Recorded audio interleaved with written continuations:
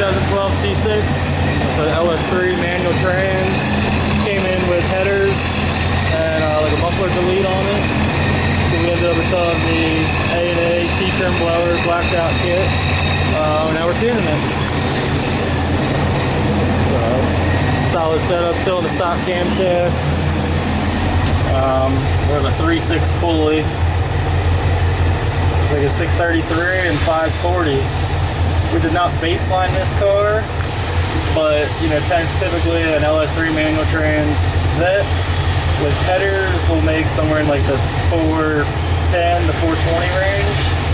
I'd say it's up, you know, 200, 210 wheel. Nice curve to the power band there.